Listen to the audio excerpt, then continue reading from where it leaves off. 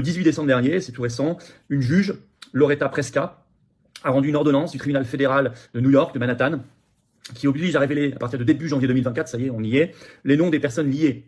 Pas encore tous. Vous allez voir qu'il y a des initiatives, notamment au Congrès américain, pour pousser plus loin. Mais en tout cas, déjà une bonne partie de noms liés au réseau du financier américain Jeffrey Epstein, qui s'est suicidé en prison en 2019. Tout ça est rappelé par le Parisien dans un article du 20 décembre. C'était à l'initiative d'un journal américain, le Miami Herald, qui n'a jamais lâché l'affaire, année après année, qui a fini par obtenir cette ordonnance précieuse judiciaire, donc le 18 décembre. C'est environ entre 170 et 180, des articles disent près de 200 noms, on ne sait pas très exactement, qui étaient jusqu'ici répertoriés sous le nom anonymisé de, vous savez comme ils font aux États-Unis, Jane and John Doe. Les hommes John Doe, les femmes Jane Doe. Bon, donc ce sera a priori à partir de ce début janvier, là, ce 2 janvier. Alors, une grosse confirmation, ça commence à faire du bruit dans la presse, c'est Bill Clinton, l'ancien président américain, article du New York Post ce 31 décembre. Le titre, Bill Clinton sera démasqué, comme le Doe numéro 36, ils ont des numéros, et il apparaît plus de 50 fois dans le dossier de Jeffrey Epstein. C'est ce qu'avait révélé à la base la télévision ABC News. Son nom avait déjà été cité, mais ensuite, il y avait eu chape de plomb et on disait que c'était complotiste. Or, je rappelle, l'article est toujours en ligne, TF1, 31 juillet 2020, le titre, Affaire Epstein, Bill Clinton accusé d'avoir séjourné sur une île privée du financier pédocriminel. Je vais vous lire un petit extrait à l'époque. Il faut parfois revenir en arrière, parce qu'après on vous dit c'est complotiste. Or, il l'écrivait eux-mêmes avant. Dans sa déposition 2016, donc Virginia Giuffre, qui est une victime par qui tout a commencé, assure avoir vu Bill Clinton séjourner sur Little St. James, l'île privée de Jeffrey Epstein. Lors de ce voyage, cette dernière était accompagnée de Ghislaine Maxwell, de 2 jeunes filles qui venaient de New York, ainsi que de Bill Clinton. Et c'est précisément sur cette île que se déroulaient régulièrement des orgies sexuelles impliquant des mineurs, poursuit la plaignante. Le 18 août 2020, une photo avait été sortie, publiée dans le Daily Mail, qui montrait Bill Clinton, je cite, assis sur une chaise, massé par une femme bien plus jeune que lui.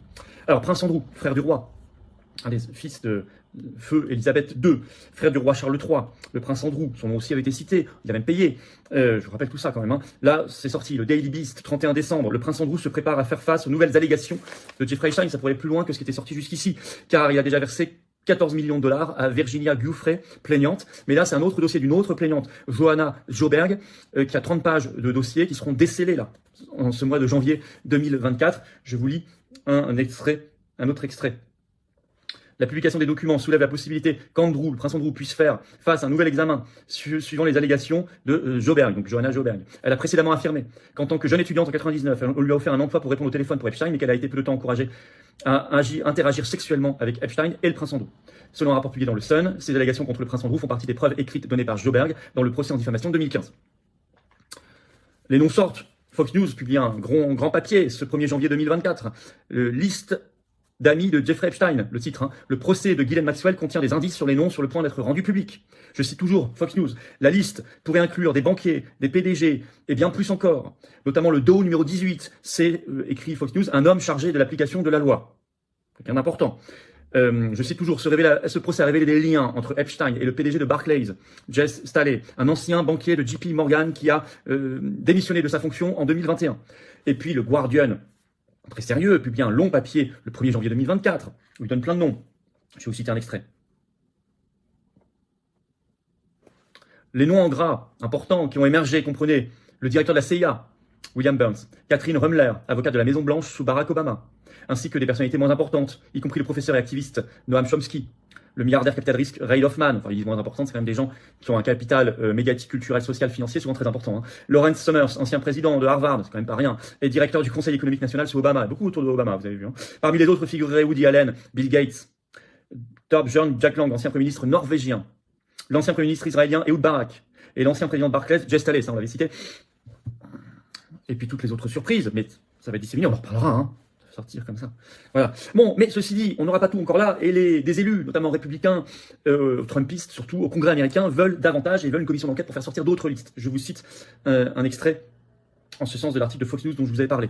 La publication très attendue des noms intervient alors que les républicains au Congrès, dirigés par le sénateur du Tennessee, Marsha Blackburn, et le représentant, donc à la Chambre des représentants, Tim Burchett, se battent pour la publication d'une liste de la société Epstein qui ont volé sur son jet privé. Voilà. Donc, eux veulent tous les noms, avec commission d'enquête parlementaire au Congrès américain.